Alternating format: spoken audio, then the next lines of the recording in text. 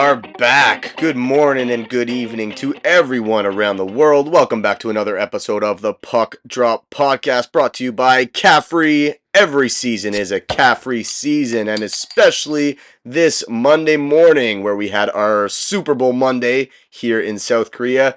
The game finished just an hour ago, and what a game it was. Feels like it's been a while since we've sat here in front of the mic. We missed a week last week due to some unforeseen circumstances, but it worked out well. The NHL had their All-Star break, and we had a little break of our own. But I missed you, Randy. It's good to be back, bud. And what a day to record, too. Like I mentioned, Super Bowl Monday this morning. The Caffrey's flowing. Had a couple of Caesars to go with them. And I'm absolutely buzzing. There's actually a holiday today in Seoul, so didn't have to go to my regular job. Perfect time to do some hockey podcasting. But before we talk about the NHL, let's talk about this Super Bowl game. Congratulations to the Chiefs. Wicked game to watch. I think it was only the second overtime Super Bowl ever. First half started out a bit slow unless you're a big fan of defense, but the second half did not disappoint. A lot of scoring, a lot of key plays, I guess you could say. A kick that pretty much costed the 49ers a game. Went to overtime, like I mentioned, and the Chiefs won it in the dying seconds of overtime. A whole lot to talk about there. I'm not going to dive into it. This is a hockey podcast, not a football podcast, but great game to watch for all those who did. And man, the Super Bowl is just one of the funnest events to bet on, especially. There's so many random props, and now they threw in a lot of Taylor Swift props, and whether Kelsey's going to propose, whatever it is, you could bet on the craziest shit for the Super Bowl, and it just makes watching that much more fun. 2 years in a row, there was purple Gatorade. 2 years in a row, I lost that bet. Regardless, never been a big Chiefs fan, but Mahomes keeps winning and keeps making me some money. It's hard to bet on that against that guy, I should say. What else is worth mentioning? Usher did the Super Bowl halftime show, and it was alright. It wasn't terrible. It wasn't one of the best ever. It was just solid. I honestly don't know many Usher songs. I think everybody knows Yeah, and that's pretty much all I can name off the top of my head. But anyway, solid performance. He came out on rollerblades. Did not have that on my betting slip. I don't know who did. One of the tougher scenes, actually, but kind of funny. I don't know if this player came back to the game. I hope he did, but a 49ers player got injured by just running on the field. He's on the sidelines. I think he was a defensive player. So he's on the sidelines waiting for his chance to go out there. He's, bouncing around. He's getting all excited. And then when it's his time to run on the field, he takes a couple of steps forward and, twists his ankle and goes down. That must suck, man. You wait your whole life to play in the Super Bowl. Again, I don't know. I can't tell you his name. I don't know if it's his first Super Bowl game, but what a shitty way to go down. And I hope for his sake he came back and actually got to play some snaps in the game. But that was kind of funny to watch. But anyway, with the Super Bowl finished, all there's left is NHL and NBA. And of course, all our focus is going to be on the NHL. The NBA actually had their trade deadline this week, and it was pretty boring, pretty anticlimactic. So I hope to God the NHL trade deadline, which is coming in a couple weeks, is a lot more exciting than what we saw in the NBA. But anyway, let's get started here. Let's dive into what we missed in the last 2 weeks around the NHL. And the last time I left you beautiful puckers was right before the All-Star weekend. So let's just dive into All-Star break and talk about the game, the festivities, everything that happened. Going into this weekend, everyone knew that fans and players alike have lost a lot of interest in the All-Star game for fair enough reason. Last year's All-Star game and All-Star weekend was probably one of the worst we've had in a long time. It happened in Florida. The events weren't exciting. The players made a joke out of a lot of the events. The game wasn't really fun. There was no, draft leading up to it. So this year they had to really revamp the entire All-Star weekend, and they did. It took place in Vegas. They brought back the NHL All-Star break draft and included 4 celebrity guests. There were 4 Canadian celebrities: Tate McRae, Will Arnett, Michael Bublé, and Justin Bieber, each of them pairing up with an NHL All-Star captain in Quinn Hughes, Connor McDavid, Nathan MacKinnon, and Austin Matthews. I'm sure you could guess which celebrity was with Matthews, obviously Bieber. But anyway, the draft itself wasn't extremely exciting, but wasn't terrible. There was some, fun hot mics, whatnot. A lot of players, drafting players on their own team. Matthews filled his team with Leafs. Quinn Hughes filled his team with Canucks. McKinnon drafted his buddy Sidney Crosby, who unfortunately could not make the All-Star draft. Now, Sid took a lot of heat from people because he was seen on an outdoor rink in Montana, skating around, shooting pucks by himself while the All-Star draft was taking place. Whoever's giving him heat, just fuck right off, all right? It's Sidney Crosby. He's done so much for the league. He's done so much for his own franchise. 3-time Stanley Cup winner, 2-time Olympic gold medalist. This guy has done so much, and he can do whatever the hell he wants. So stop giving him shit. Let him do his thing. Obviously, he didn't. Well, I mean, I shouldn't say obviously. I don't know for a fact, but I'm sure he didn't skip the All Star draft just to skate around in Montana. I'm sure he had other shit going on that day, and he just happened to, set aside a couple of hours to get his skate in. He is one of the best players of all time for a reason. The guy loves, eats, sleeps, and breathes hockey. Anyway, he missed the draft. Not a big deal. Move on. Stop giving the guy shit. Now, after the draft was finished, a lot of the celebrity captains took to the podium to address the media about how they felt about their team and their draft picks. And the best part of All Star Weekend, in my opinion, was Michael Bublé and his post draft conference, I guess you can call it, and him admitting that he took a few too many mushrooms. I thought that was absolutely hilarious. I didn't know much about Bublé. I didn't know he was a big hockey fan until he was on the Spittin' Chicklets podcast a couple weeks ago. Gained a lot of respect for him then, of just how much he knows about hockey and how much he loves the sport. And then after this, just gained so much more respect for him. The guy's hilarious. The fact that he can just openly say he's, on mushrooms. I was actually talking to my buddies about that. I don't understand how celebrities can just do that and not get in trouble. It's clearly an illegal substance. And it's not just him. Like Snoop Dogg all the time talks about how he's smoking dope. I know it's pretty much legal everywhere now, but back when it wasn't legal, he could just openly, smoke dope wherever he wants. I actually went to a concert of his, and he just pulled up with a massive blunt on the stage, started smoking dope, and then me and my buddies, we lit our little joints in the crowd, and immediately security, confiscated our weed. And fuck, man, look at the guy's 10 feet away from me smoking dope. Why can't I? Of course, I'm not Snoop Dogg, but I don't know. I find it funny how celebrities are just untouchable when it comes to doing certain drugs. But anyway, Bublé, hilarious for doing what he did. Actually, you know what? I'm gonna drop his interview real quick because for those who haven't heard it, you absolutely should. My buddy told me this is just a microdose of mushrooms, and he was lying. So I'll be honest, I thought I was in Blades of Glory for most of the time that I was out there until it sort of settled down, and then I realized, holy shit, I am at the NHL All-Star Game. It just occurs to me that through all the incredible songs that you've done over the years, and all the hearts of women that you've won over around the world, with all that talk about fantasy hockey, you lost them all in one sentence. It all just evaporated. Years of building it up, and it's just gone. Yeah, the mushroom talk lost me all of my contracts. Well, the mushroom talk definitely lost you a lot of income. Yeah. Hilarious stuff. Mad credit to Bublé. He's slipped into my top 20 celebrities that I would love to do mushrooms with. Now, let's move on to the next day of festivities, which was the skills competition. And like I mentioned earlier, it was a lot better than previous years. They brought it back to actual skill instead of, players just kind of making a joke out of it. Last year, there was a bunch of players just trying to be funny, coming out in ridiculous costumes, doing ridiculous things. Whereas this year, they actually showcased their skill. They actually tried hard to win the competition. Everyone except for the scoring leader in Nikita Kucherov, who is obviously one of the best players in the NHL, but he made a complete mockery of the skills competition. Not a great look for the NHL. I'm sure he's not going to get disciplined for it. He passed up winning $1 million, not like it's much to him. But anyway, throughout every event, Nikita Kucherov was clearly giving absolutely zero effort. He even got booed for it by the fans in Toronto, gave them a little wave, clearly didn't give a shit about anything about the All-Star game. But it is what it is. The rest of the 12 participants did seem to care enough to put on a solid show, and we had the classic events like fastest skater, hardest shot, accuracy contest. It was quite entertaining. Like I said, one of my favorite skills competitions in quite some time. McDavid was actually consulted to give some ideas on how they could improve this competition, and I guess it was partly his idea or maybe completely his idea to put a $1 million incentive in the skills competition, and whichever player racks up the most points by finishing near the top in each event wins the money. And of course, Connor McDavid himself won the $1 million prize.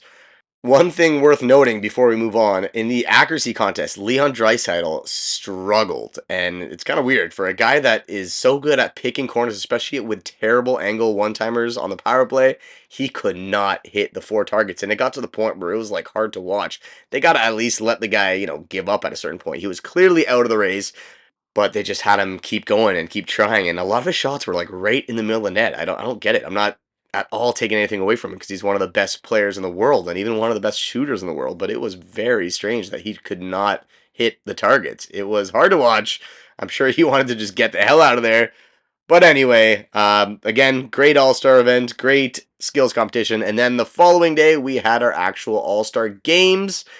Not anything amazing, but again, better than previous years. Again, there was an incentive. The winning team won $1 million. So there was still no defense, high scoring games. It was 3-on-3, of course, but again, better hockey, better plays, most guys showing a decent amount of effort. So it was entertaining for the fans watching on TV, fans in the stadium. I liked it. Good job. Kudos to the NHL for improving on something that was really, really lacking entertainment in previous years. Team Matthews ended up taking home the $1 million grand prize, and seeing as it was in Toronto, I guess you can call it the home team won, and the fans were happy, but the best part was David Pastrnak throwing some shade at the Leafs and the Leaf fans, saying after the whole tournament, good for them, they needed some wins, and they got one. That was pretty funny. Clearly chirping Leaf fans and all the Leaf players that were on that winning team. All right, and now before we move away from All-Star Weekend and get into the action on the ice, we did get one major announcement, and it is some incredible news for us hockey fans, something that we've been waiting for a long time, and that is that the NHL players will be allowed to compete in the 2026 Winter Olympics, which is awesome news. We have not had NHL players in the Olympics since Sochi in 2014.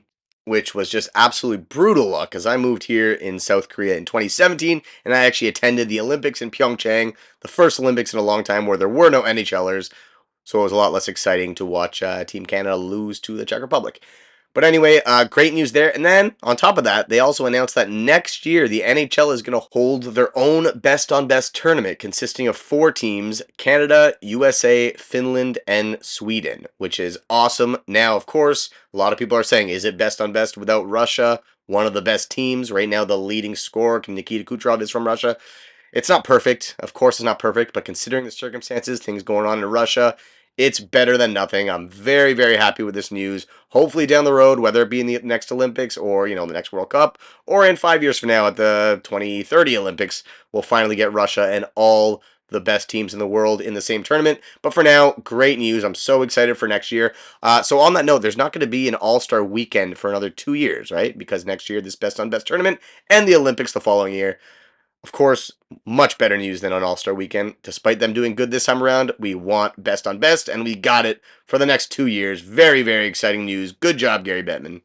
All right, now it's time to jump into the on-ice action. And seeing as it's been 2 weeks since we've recorded, it's our only 2-week span, I guess, since we started this podcast back at the beginning of the season, we gotta talk about a lot of stuff, so maybe it's better we do it chronologically. So let's start with some quick news that happened right before the All-Star weekend.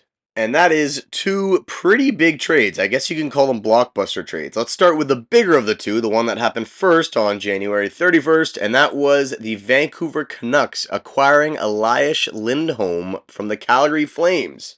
In return, the Flames got a pretty big haul, including Andrei Kuzmenko and 2 prospects, one of which I honestly don't want to butcher his name, but 2 prospects both drafted in the 3rd round by the Vancouver Canucks, as well as a 2024 first-round pick and a conditional 4th round pick. Now, that condition is as follows.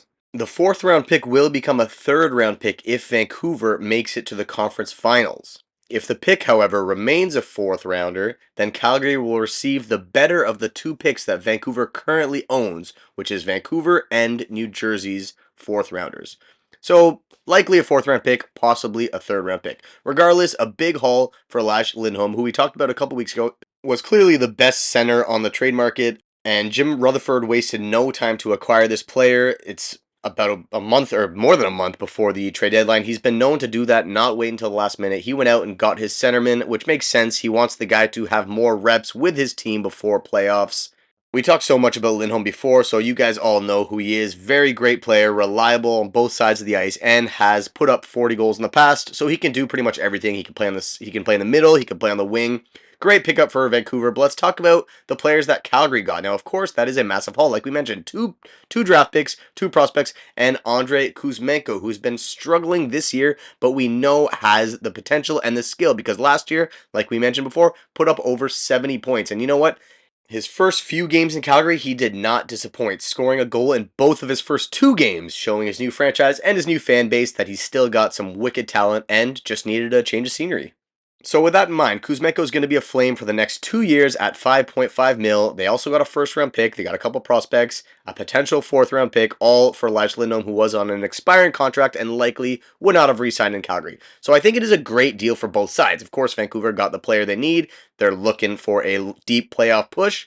Lindholm's a great piece for that, and Calgary got great pieces for the future. And who knows if Andrei Kuzmenko can play like he did last year? Maybe he'll sign an extension next year and stay in Calgary for a long time. And you know what else is great about this? So far, at least, there's only been 3 games with Andrei Kuzmenko in Calgary, but he's kind of helping Jonathan Huberdeau find his game. Huber's had a great 3 games, putting up 5 points in his last 3 games. So not only is a change of scenery for Kuzmenko good, but honestly, a new line mate for Huberdeau could absolutely turn his game around. We know what he's capable of. He put up over 100 points in Florida just a couple years back, so this might be a franchise-altering move for the Flames if it helps turn Huberdeau's game around, because of course that's looking like one of the worst contracts in the league, and they have them locked in for the next 7 years. Doubt they'll be able to move him, so all they can hope is that he finds his game and starts playing a lot better.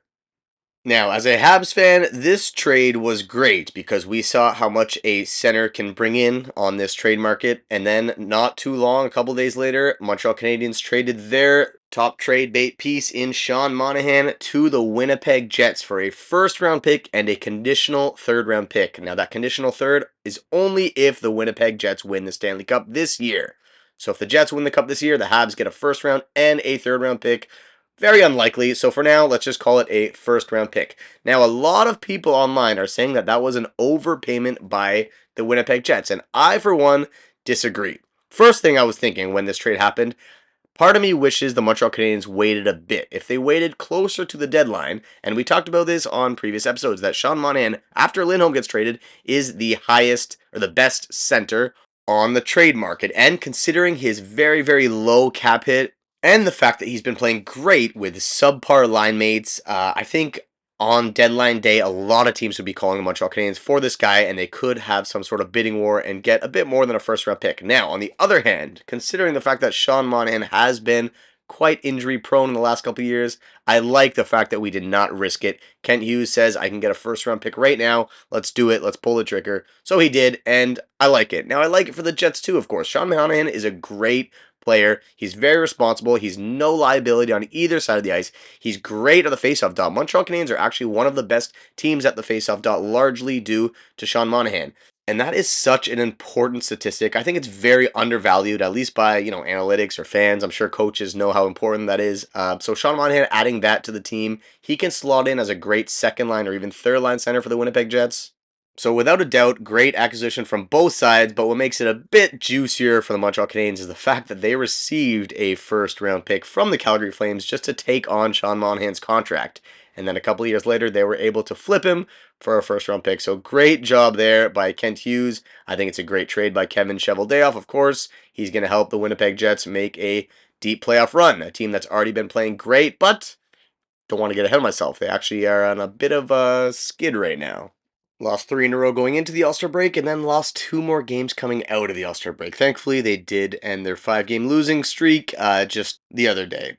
But let's not jump ahead too far because we got another big piece of news during the All-Star break, and that is the LA Kings firing head coach Todd McLellan. Now, this was a bit of a surprise for a lot of people, and in fact, the first quarter through the season, a lot of people had Todd McLellan as a favorite for the Jack Adams Trophy. The LA Kings were playing great. They had some of the best defensive numbers, and then, as you all know, as we've talked about it in the past couple weeks, they completely fell apart. Not only did they slip down the standings with a bunch of losses, but their defensive game took a big hit. A lot of their analytics went from first, second to the league to dead last, 32nd. Things like high danger scoring chances, and of course the play of goaltender Cam Talbot, who was playing incredible at the start of the year. And it's not really his fault. He hasn't, fallen off a cliff per se, but things needed a change in that locker room. There's no doubt Todd McClellan is still one of the best coaches in the NHL, but the way he was handling certain players' time on ice and not getting the most out of guys like Pierre-Luc Dubois, although it seems a lot of coaches are having problems doing that. I don't know. It just seemed like an utter, complete collapse from how well they were playing at the start of the year to what it looked like just before the All-Star break. So Rob Blake felt the need to replace Todd McClellan with Jim Hiller, who was the assistant coach and now got promoted to interim head coach. Very curious to see how this will play out for the Kings. I mentioned before, a lot of the times, even if it's not the coach's fault, just changing that bench boss can absolutely light a fire under the players' asses and change the whole dynamic of the team. Look at the Edmonton Oilers. It was not Jay Woodcroft's fault for their slow start to the season, goaltending trouble, defensive trouble, whatever it may be. They replaced their coach with Chris Knobloch, and then they went on an incredible run. And of course, that wasn't the first time. It's happened several times before. So I'm sure the LA Kings are hoping to catch some of that same magic that the Oilers caught earlier this season. Now, entering week 18, coming out of the All-Star break, there were a few things to keep your eye on. One of which was the Edmonton Oilers' 16-game winning streak. Only one more needed to tie that all-time record by the Pittsburgh Penguins.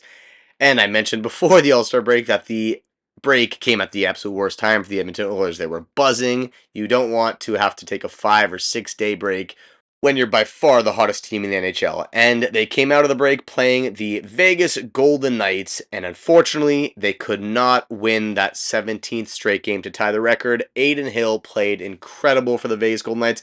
Aside from a 2-0 in which Leon Draisaitl and Connor McDavid came down, which is pretty much impossible to stop, Adin Hill shut everything else out for the Vegas Golden Knights, who ended up winning that game 3-1, ending the Oilers' incredible run.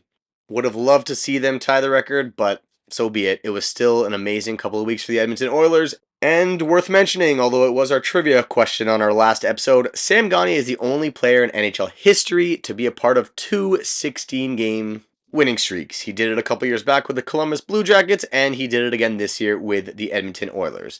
Now, despite bouncing back and winning against the Anaheim Ducks, the Oilers faced off against a team that you can now call their rivals in the LA Kings and dropped that game 4-0.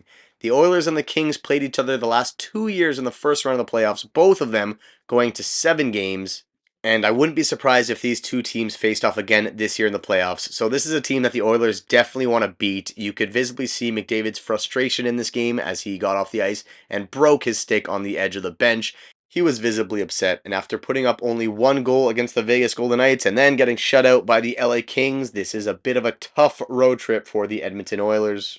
But of course, no need to push the panic button. They still sit in third place in that Pacific Division. Now, looking over at the other streak, which was Nate McKinnon's point streak, coming out of the All-Star break, he scored a highlight reel goal against New York Rangers where he almost went coast to coast, undressed a defenseman, and then sniped it on Jonathan Quick. But then, unfortunately, the very next night against the New Jersey Devils, Nathan McKinnon was held scoreless, ending his 15-game point streak. So as much as the players had fun at the All-Star break, it came at a terrible time for both Nathan McKinnon and the Edmonton Oilers. That same night, when both streaks were ended, the Calgary Flames faced off against the Boston Bruins, where, like I mentioned, Andrei Kuzmenko played his first game with his new team and scored a goal, but also in that game, Martin Pospisil got a 5-minute major and a game misconduct for punching, or maybe even cross-checking, Brad Marchand in the face. Now, funny enough, Brad Marchand was voted amongst players as the second most, the second most punchable face, I guess. The Athletic polled players asking, who's the player in the league whose face you most want to punch? Nick Cousins was voted number 1 and Brad Marchand number 2. So as much as fans and other players will thank Martin Pospisil for that, unfortunately, it's against the rules. He got kicked out of the game. But funny enough, he got rewarded a couple days later with a brand new contract with the Calgary Flames, as they signed him to a 2-year extension with a cap hit of $1 million per year. The night didn't end there in the NHL. Brendan Dillon over in Winnipeg got suspended for 3 games for hitting Noel Acciari of the Pittsburgh Penguins in the head. It was not a good hit, not nearly as bad as the Brendan Gallagher hit we talked about the other week, but it was a clear shot to the head as he skated by him, clipping him along the boards. Now, the next night saw an even more unfortunate incident when the Tampa Bay Lightning visited New York, Mikhail Sergachev's first game back in quite some time. as he's been out with an injury since December 20th, and in this first game back, he went awkwardly into the boards, and this was a pretty gross injury to watch. He fell on his leg awkwardly. You can clearly see his leg was broken. He fractured his left tibia and fibula, which required surgery the next day. Now, when this injury happened, you can clearly see Sergachev was very emotional. Like I said, he just came back from a long injury, and for this to happen, it's just very unfortunate. He was tearing up on the ice as he was getting stretchered off. He did give a thumbs up to the fans, but I feel for this kid. He ended up coming out with a pretty lengthy quote saying the following: "Oh man, why me? Why now? After all the games missed, coming back and getting injured again feels unfair. Feels terrible. Trying to stay calm and positive, but it's impossible. After doing everything right, I get this. The universe is unpredictable, I guess, and it has its own plans, but fuck the universe, man. I know I'll come back stronger, and I know I'll play better than before, but it's tough right now, and it's going to be tough tomorrow.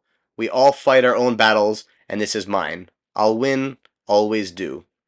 So clearly, for him to make a post like this, he's obviously not taking it very well. I don't know how anyone would. It really sucks. He's a young player. He's a great player. He's a big part of that Tampa Bay team, a core part of that team that won 2 cups and made 3 Stanley Cup finals in a row. It really sucks for him. I hope he recovers well. Right now, there's no timeline for his recovery, but like I said, he just had surgery, so I wouldn't be surprised if he's out for the rest of the regular season and maybe even the playoffs. Before this injury happened, Tampa was actually on the market looking for a D-man. So for them to take this hit as well, it's going to be interesting to see what Julien BriseBois does for this team as the trade deadline approaches. There's already a lot of controversy going on with the whole Steven Stamkos thing. The fact that he hasn't gotten extended means he might be playing his last year in Tampa. Who knows? I've mentioned before, this team is always dangerous come playoff time. Like I said, they've been through a dynasty in the past couple of years. You never know what these guys can do in the playoffs, with Andrei Vasilevsky being one of the best goalies in the world over the past 4 or 5 years. Guys like Kucherov playing at the top of his game. Hedman still a solid D-man. Braden Point, Stamkos, whatever it may be. This team is always dangerous, and if they go out and get some more D-men, unfortunately, to replace a guy like Sergachev, they might still be a very, very dangerous team come playoff time. Let's move over to the following night, where the Philadelphia Flyers continue to impress as they took down the Winnipeg Jets, but more importantly, or more impressively, I should say, in this game, Travis Konechny recorded a Gordie Howe hat-trick in the first period of the game with only 4 minutes and 7 seconds of time on ice. Now, going into the season, and before the Flyers became this juggernaut we're seeing this season, Travis Konechny was a big name that was being thrown around for, one of the biggest trade pieces that the Flyers have. And clearly we can see this guy could bring in a haul. He's an incredible player. He's got over 27 goals, I believe, this season. And like we saw in this game, he could do everything else. He can dish it, he can hit, he can fight. He's pretty much the perfect representative of what a Flyer should be. So I wonder if the team is going to look to trade him now. They're looking at a playoff spot right now, so maybe they're going to be buyers at the deadline. I personally, if I was a fan, would still hope that the team sells, because as good as they've been playing, are they a Stanley Cup winning team? Doesn't look like it on paper, but they also didn't seem like they'd be a playoff team on paper, so what do I know? But with Konechny's value being as high as it was in the offseason, and now the fact that he's been playing incredible, the team's been playing incredible, and he's doing what he did this week, I think his value has gone way up. So now would be a great time for the Flyers to trade him. He's a 26-year-old with 2 years left on his contract with a 5.5 mil cap hit for both those years, which is an incredible deal for a guy like him. And as usual, I made a mistake here. Randy's here to correct me. He's got 24 goals on the season. My bad. 24 goals, 46 points. Just a good old Canadian kid, as Don Cherry would say. A lot of teams would love to have this guy. So if they were to trade him, my guess honestly would be 2 first-round picks, or at least a first and a solid prospect. My reason for this, of course, he's a great player, can play on the top line of any team, but he's also not a rental. He's not on an expiring contract. Whatever team claims him could also make a push next year if for whatever reason this year they don't win the cup. But anyway, I'm curious to see what the Flyers do with this guy and what they do in general at the trade deadline. Also in the same night as Konechny's Gordie Howe hat-trick, the Carolina Hurricanes put a beating on the Colorado Avalanche with Martin Necas scoring a hat-trick in the first period. It was actually his first career hat-trick, and it was a natural hat-trick, being the first 3 goals of the game. So great for him. But later in that game, we saw another very, very weird goal this year. We've already had a couple of extremely strange goals. Well, Sam Girard dumped the puck from center ice on net, and he actually went bar down and beat Kochetkov, who I guess was not ready for that dump in. Now let's continue to move on as we go day by day here through the NHL week. And Friday had a great moment with Marc-Andre Fleury receiving an incredible and well-deserved tribute as the Minnesota Wild hosted his former team, the Pittsburgh Penguins. The Wild and even the Penguins did a whole lot for Fleury in this game. They had his kids read the starting lineup in the Minnesota Wild dressing room. When he got on the ice, there was a 1,000 mark covered in flowers, of course, his nickname being the Flower, and him having played his 1,000th game earlier this season. Sidney Crosby also presented him a mural, I guess you can call it, before the game, just covered in pictures of Marc-Andre Fleury in Pittsburgh when he won a cup as the starting goalie and 2 more cups as the backup goalie. Real nice to see him and Crosby share that moment, and Crosby gave him a little French bonne chance, mon ami, je t'aime, or whatever it was. Very cool to see. And then finally, the tribute on ice on the Jumbotron was also very nice. Honestly, I was getting emotional watching it. I can't imagine how he felt. He had a lot of his former teammates, coaches talk, and even his kids and his wife just thank him for being an amazing person, an amazing dad. His teammates, of course, thanking him for being an amazing player. He's 100% going to the Hall of Fame. I've said it many times. I don't even need to say it. Any hockey fan knows what this guy's been through. Back from the 03 draft, the first overall pick in one of the greatest, or probably the greatest, NHL drafts of all time. And to this day, you can argue he is still the best player ever from that draft class. And of course, part of this tribute was to congratulate Marc-Andre Fleury for officially passing Patrick Roy with the second most wins in NHL history. Now, moving over to Friday night, which had 2 pretty heated games. First, the Detroit Red Wings hosted the Vancouver Canucks, and although these are 2 teams that don't see each other much, things did get pretty fiery. Early on in the second period, Nikita Zadorov threw a hit to the head of Red Wings winger Lucas Raymond. Zadorov was later suspended 2 games for this hit to the head. And that, of course, sparked a whole lot of bad blood. Later in the period, Alex DeBrincat, a guy who doesn't usually drop the mitts, was seen scrapping with Ian Cole, although he didn't really throw many big blows. Good for him for dropping the mitts and standing up for one of his younger teammates. Credit to Ian Cole also for not punching DeBrincat while he was down, as DeBrincat fell to his knees kind of early on in the fight. Overall, though, a very eventful and exciting game, as the Red Wings scored 2 goals in the third period to send it to overtime, where in overtime defenseman Jake Wallman was actually given a penalty shot in which he scored and of course did his signature gritty walk-off dance, which I still don't love, but he can do whatever he wants. He won the game. The Washington Capitals, despite their recent struggles, having dropped 6 games in a row, they came into this night and played some great hockey against a solid Boston Bruins team, winning 3-0 on the road and only allowing 18 shots against. But most importantly, Alex Ovechkin set another milestone as he scored the empty netter to seal off the win. That was his 57th career empty netter, surpassing Wayne Gretzky for the most empty net goals in NHL history. Might not sound like a good stat, but a goal is a goal. Always nice having your name in the record book. Now let's talk some Toronto Maple Leafs. Rewind a couple of days, they came out of the All-Star break looking good. Their core 4 putting up goals, although their scoring depth has not been very helpful. Matthews still seems to be scoring every single game. They beat a strong team in the Dallas Stars by a score of 5-4, but then on Saturday night, they faced off against their divisional rivals and provincial rivals in the Ottawa Senators, and things got heated late. A pretty back and forth game saw the Senators leading 4-3 when in the dying seconds of the third period, Ridley Gregg gets a breakaway on the empty net and decides to take an absolute clapper to throw the loss in the face of the Leaf players and Leaf fans, and Morgan Rielly took exception to that, skating up to him and pulling a Dale Hunter, just cross-checking him in the face. And this has caused some awesome debate online. Fans all over the place saying that was a dirty move by Morgan Rielly, that was a dirty play by Ridley Gregg, why would he do that? Very divided fan base, and myself, I get both sides of it, and honestly, I feel for both sides. Ridley Gregg, it was a gutty move. You know, you already won the game. You could just slide the puck in for the insurance goal, but no, you decide to take a clapper. Hey, you know what, Leafs, if you don't like it, don't lose the game to a bottom-tier team in the Ottawa Senators. One way you could have avoided that was to not give up a breakaway with an empty net.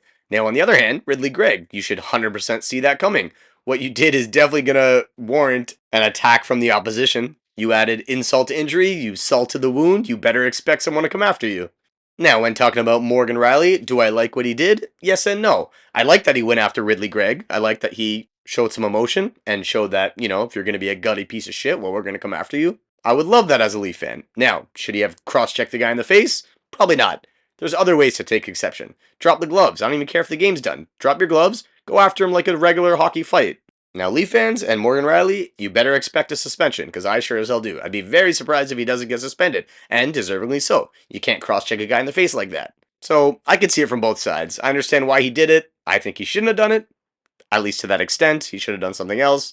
Ridley Gregg, you have all the right to do it, I guess. Probably shouldn't have done it. It's pretty gutty, but hey, you're that kind of player. You're a young, up-and-coming rat in the league. Good for you. Piss the other guys off. The next time these two teams play, it's going to get heated. Maybe that's exactly what the Sens want. All in all, it's great for hockey. It's great as a hockey fan. I love it. I hope we see more of it. But before we move on from this game, another little topic of discussion is young German phenom Tim Stützle and how he's becoming known as a diver around the league. And that is a pretty shitty look by the kid who's got so much talent.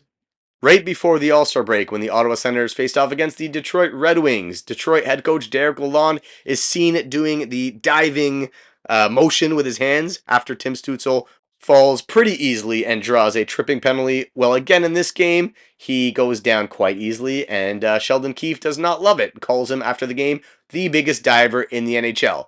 And I gotta agree, and I honestly think it's hard for Sens fans or anyone to disagree. This guy goes down quite easily.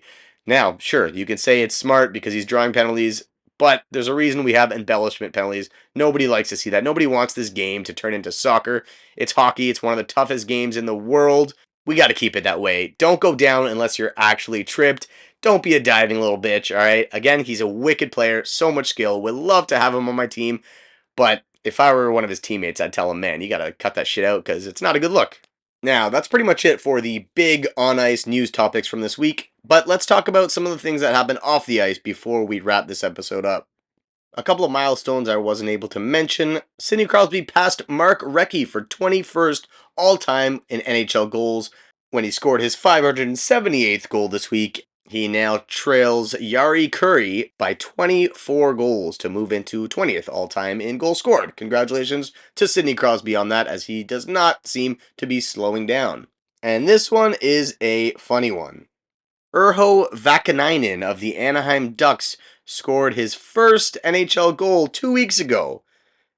His NHL debut was 6 years ago, and he had his first NHL goal disallowed 3 times by video review before he scored his official first goal 2 weeks ago. So a bit of a tough start, I guess, to his career, but regardless, congratulations to him as he finally put one in the net and gets to take that puck home. He was a part of that Hampus-Lindholm trade that sent Lindholm from Anaheim to Boston. He went the other way. He was Boston's first round pick back in 2017, and he is now with the Anaheim Ducks. Quick note, Brad Marchand and Alex Pietrangelo are both at their 999th game played in the NHL, so these guys both better be ready this week for their Silver Stick 1,000-game milestone. Now, I mentioned the 2 big trades that happened last week.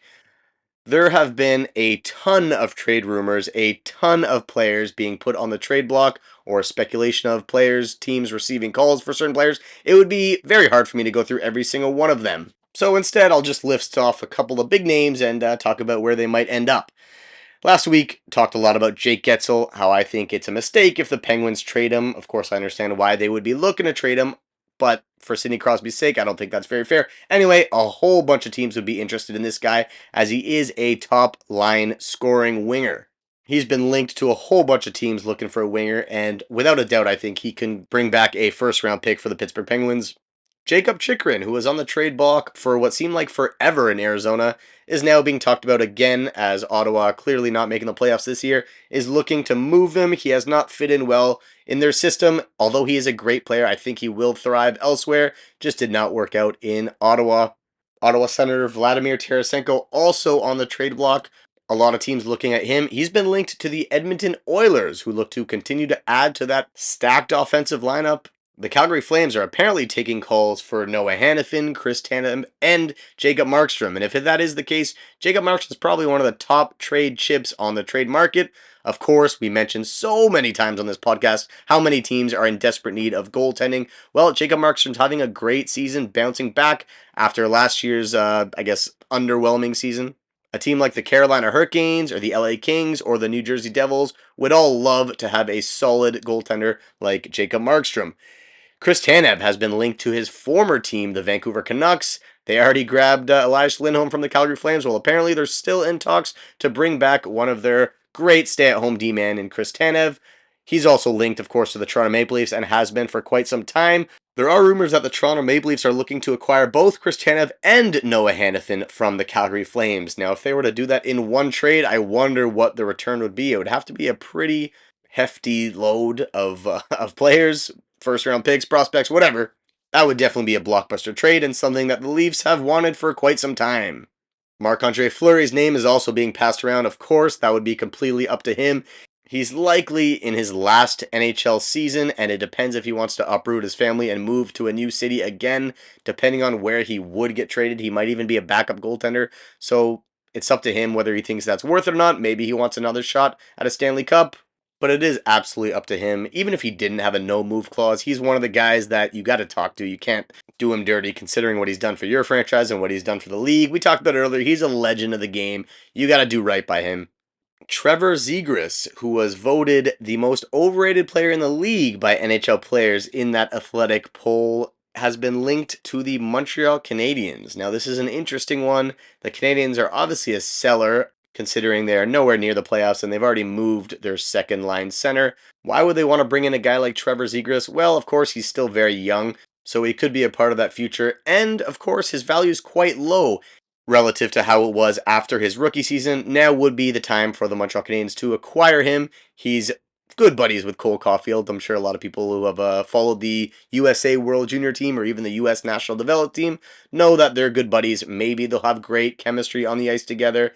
This is a very risky trade for the Montreal Canadiens, and honestly, as a Habs fan, a lot of the risky trades they've made in the past did not work out.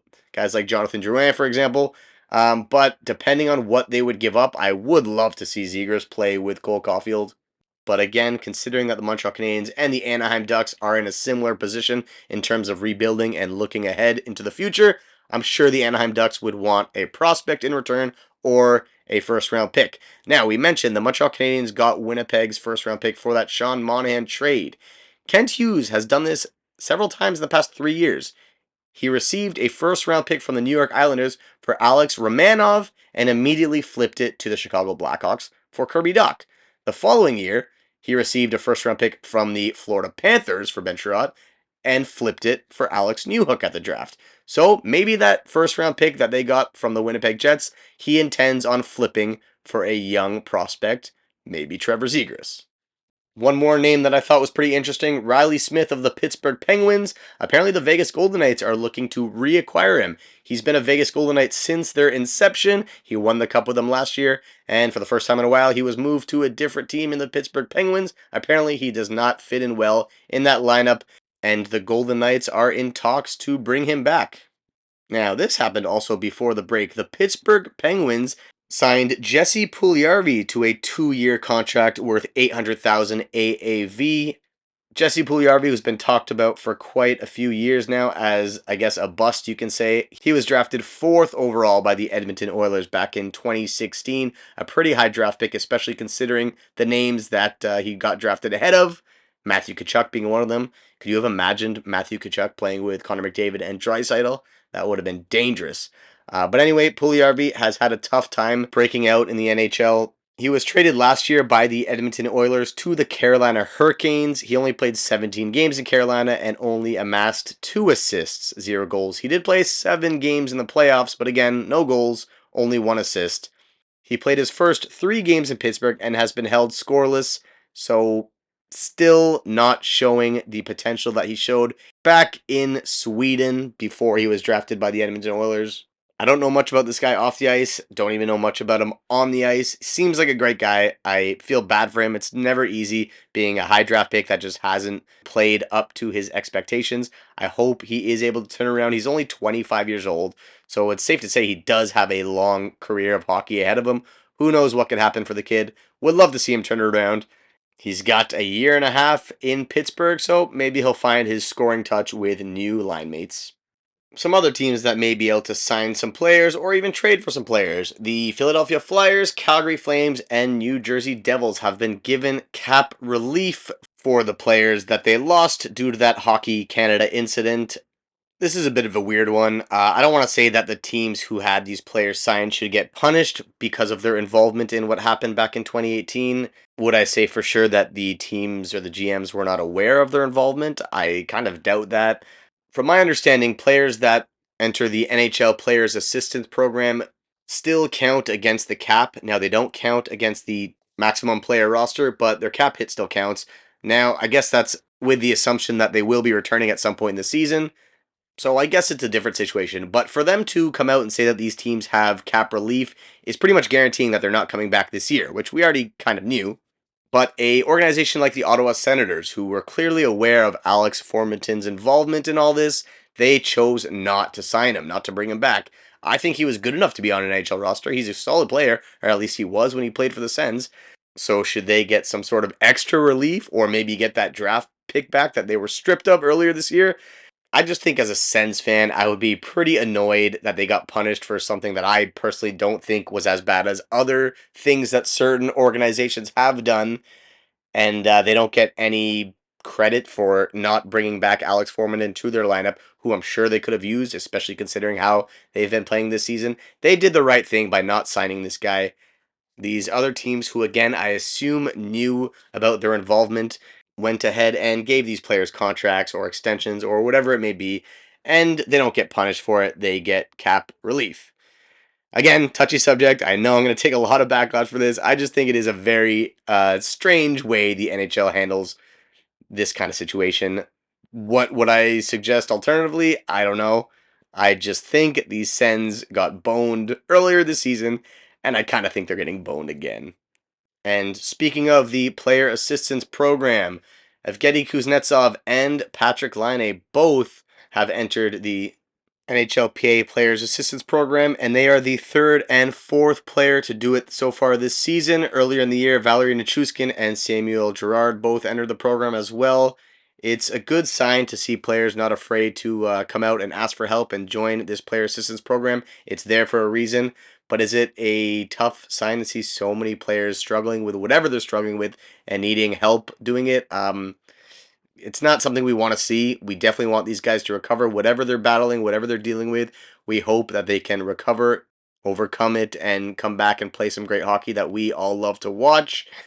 But it's just, we don't want to see this trend increasing. More players struggling with anxiety or whatever it may be. Again, great that this program's there to help the players. I just hope we don't see too many players needing to enter this assistance program. All right, let's ramp it back up to a more positive note. I could hear my own tone getting a little too negative. The 2025 Winter Classic has been announced and will be held in Chicago on Wrigley Field against the St. Louis Blues. Now, a lot of people saw this coming. Of course, they want Connor Bedard to be the headline of the next Winter Classic. So no surprise there. Wrigley Field, always a great venue for these kind of events. That'll be fun to watch. And apparently, any day now, we're going to get some news about the Arizona Coyotes and their new arena situation. Whether that be in Phoenix, in Scottsdale, somewhere in Arizona, or whether the team relocates completely. Now, the Utah Jazz owner, Ryan Smith, no, not the former NHLer Ryan Smith, different Ryan Smith, has shown a strong interest in bringing an NHL team over to Salt Lake City. I think that'd be a great idea. They already have an arena for it. Clearly, things in Arizona have not been going as smoothly as expected, but we'll see. There's apparently an announcement coming any day now. It was supposed to be around Super Bowl weekend. Super Bowl already happened. Hopefully, in the next few days, we hear some more news. David Pagnotta, a reporter of the fourth period and at the NHL Network, came out and said that he thinks there's going to be 36 NHL teams by the year 2030. I don't know if he's exaggerating. I don't know if he's just trying to make a point that the NHL is going to continue to grow. I think that's absolutely wild. But if there were, we've already heard of a bunch of locations that could potentially hold an NHL team. Utah or Salt Lake City being one of them, potentially Houston, potentially Quebec City. They might even try Atlanta again. Who knows? So whether the Arizona Coyotes relocate or whether the NHL continues to expand, just be prepared to see a lot more American cities and maybe one Canadian city have an NHL club in the future. All right, now here is a big news topic and something that relates to an issue I've been meaning to bring up for quite some time. It was announced that John Tavares is being audited by the CRA, the Canadian Revenue Agency, and in return, John Tavares is now suing the CRA over this $8 million tax bill that he was given because of his signing bonus. Now, this is some very big news and can be pivotal for a lot of pro athletes in Canada. Back in 2018, John Tavares signed a $77 million USD, by the way, contract to play for the Toronto Maple Leafs. In that contract, there was a $15.25 million signing bonus, which apparently, according to the US-Canada tax treaty, should be taxed at a much lower rate than the rest of his salary. Unfortunately, the CRA disagrees. Now, a lot of players in the NHL use this signing bonus loophole to structure their contracts so that they pay less taxes. The first year of Tavares' 7-year contract saw him receive $15.9 million, but only $650,000 of that was actual salary. The rest of it was signing bonus, again, in which he assumed would be taxed less. Well, it seems the CRA is catching on to this loophole that a lot of NHL players are trying to do, and so they believe that the entire compensation package should be treated as salary and not a signing bonus. So who knows how this is going to end between Tavares and the CRA. I'm sure it's going to be an ongoing battle for some time, but why do I think this is so important and why does it affect a lot of athletes in North America, especially in Canada? If the CRA is adding complications to players playing in Canada for these North American leagues, whether it be the NBA or the NHL, it is going to limit the amount of players that want to sign for Canadian teams. And that is already a major issue in the NHL. Players get taxed a bunch more in Canada, especially provinces like Quebec, relative to states with no income tax, such as Florida or Texas.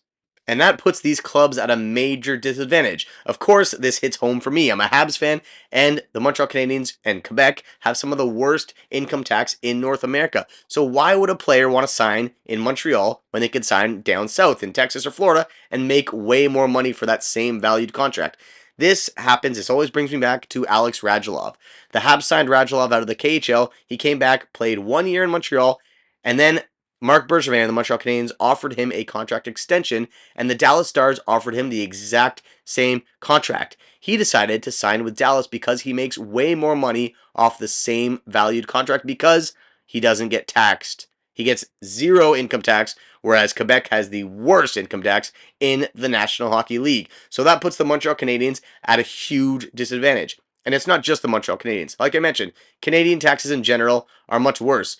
Toronto Maple Leafs and Ottawa Senators, being in Ontario, also have to pay much more taxes than most American teams. And of course, these no-state teams like Dallas Stars, Florida Panthers, Tampa Bay Lightning. I think Vegas is in there. I think Arizona's in there. I don't know. But it's just very unfair for these clubs that have to deal with this income tax. So what is the solution to this? Why not an adjusted salary cap that is done before taxes, before teams have to pay taxes or players have to pay taxes? That way, pre-tax, every single team has the same salary cap. If I'm explaining that properly, for example, the Montreal Canadiens can offer an $8 million contract to a player that the Dallas Stars can offer a $6 million contract. The player will still make the same amount of money no matter what city he plays in, and the salary cap is adjusted so that the teams can still offer the same amount of money, again, pre-tax, as every other team. I'm probably confusing the hell out of everybody listening. I hope people understand what I'm trying to say. So, the more the team gets taxed. For example, Quebec, let's say they have a 27% income tax. Their salary cap should be 27% higher than a state or a team with no income tax. If Ontario has 23% income tax, their salary cap should be 23% higher. In the end, the players are all making the same amount of money, and the teams can all spend the same amount of money in a sense before tax. Now, I assume one reason why this hasn't happened yet is because now the owners of these teams in cities, in states, in provinces where they have to pay more tax are now getting screwed over. Well, that's where a revenue sharing system would come into place. They've done that to provide for a team like Arizona, who has not been profitable in however long. There's a revenue sharing system to keep all these teams afloat. Well, there should be some sort of system, revenue sharing, where the NHL or a bunch of owners together can help compensate for these owners that have to spend a lot more money to have an even, a fair salary cap ceiling. I hope people understand what I'm saying. This has been an issue for so long.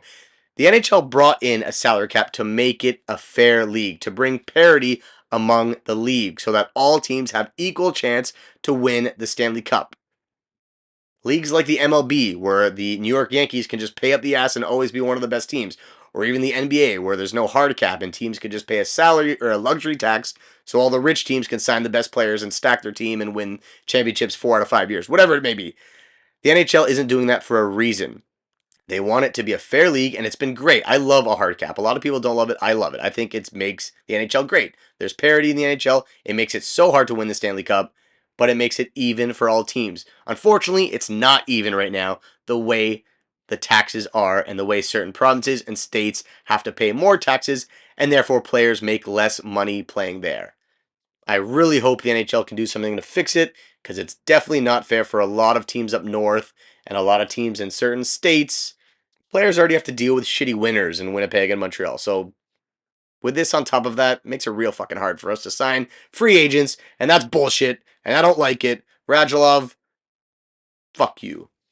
No, I'm kidding. It's not his fault. I'm still salty about Phil Danault, too. I think he went to LA for that exact reason. I'm pretty sure the Habs offered him apparently 500K less, so maybe that 500K is different enough for him to want to go to LA, but also that luxury tax makes it way more than a 500K. Now he's making an extra couple million playing in LA. And of course, sunny weather and beaches, but still, this is one of the biggest issues I have, and I really hope the league can address it and fix it somehow, because that's some bullshit. All right, one more thing before we close it off with injuries and I guess one more funny little note that I'm going to end the episode on. But the TSN released their list of their top 20 NHL players this season, and there's a few surprises on there that I got to address. First of all, their top 6 go as follows: Nathan MacKinnon, Connor McDavid, Nikita Kucherov, Austin Matthews, Cale Makar, Quinn Hughes. I don't have any major problems with their top 6. I would put Quinn Hughes over Cale Makar. I still have Quinn Hughes leading the Norris Trophy race, in my opinion.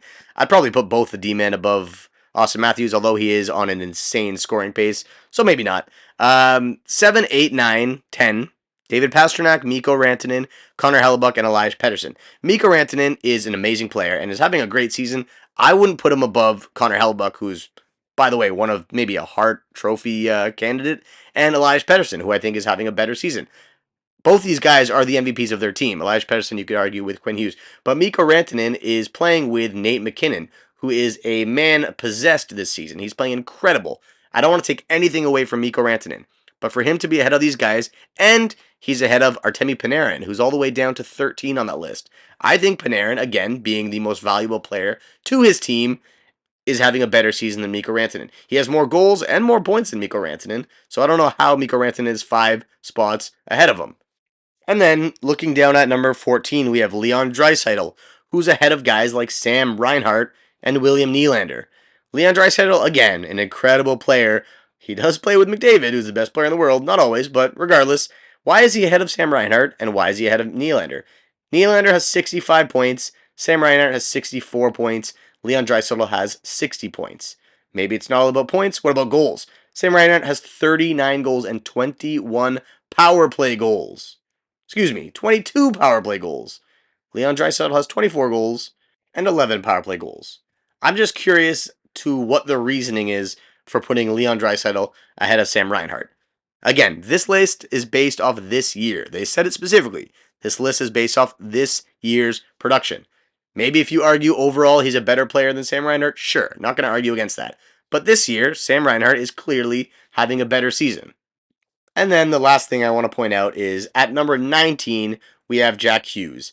Now, you can argue either way. He's been hurt a lot, so technically this season he hasn't been the best player because he hasn't played as much as the other guys. But when he has played, I don't know if this counts as the criteria for the list, but when he has played, he is not the 19th best player this season. He's got to be in the top 10, probably in the top 5, because the start of the year he was incredible. When he came back from his injury, still played solid hockey.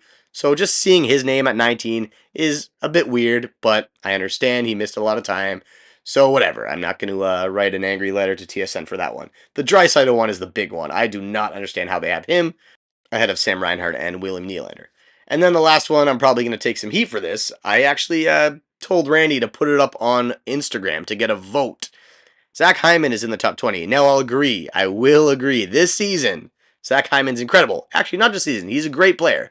But the debate that we put on Instagram, I'm sure a lot of you saw, was Zach Hyman over Mark Stone. Because I was talking with my buddy about the Team Canada projection, which, by the way, go check it out on Instagram. Our Puck Drop family released the rosters for the best on best next season, our projection of the rosters.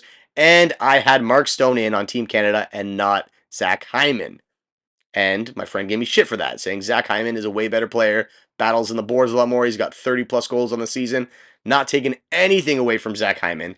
I personally would still take Mark Stone on my team over Zach Hyman. They're both incredible players, and considering the amazing talent that Canada has up front, maybe you do want a different style player, someone that does battle in the boards. But I think Mark Stone, despite this year, he's kind of playing like shit. In general, he is a gritty guy that can do everything. He hits. He's a great passer, underrated passer actually, underrated shooter as well, and he's usually a Selke guy. Now it's funny because I'm saying this and I don't actually like Mark Stone that much. I always thought he was slightly overrated considering how good people thought this guy was. But I do still think I would take him on my team over Zach Hyman. That said, we took it to Instagram, we made a poll, and it was extremely close. But our voters did choose Zach Hyman slightly ahead of Mark Stone. I think it was like 54% to 46%, something very close. But anyway, so be it. Maybe I'm wrong. Most of the fans disagree with me on Mark Stone over Hyman. Whatever it may be, Hyman is having an incredible year this season, not taking anything away from him. And fuck it, if he could play well with McDavid, throw him on Team Canada. Put them on a line together, and he'll pot all those backdoor tap-ins. Now, before we wrap up, quickly got to point out some more unfortunate incidents. We talked about Mikhail Sergachev and that nasty leg break that he suffered. Well, Philip Cheadle of the New York Rangers, also very unfortunate. He's been battling concussion problems for quite some time, and he suffered another concussion last week, and he is now out for the entire season. A big loss for the New York Rangers.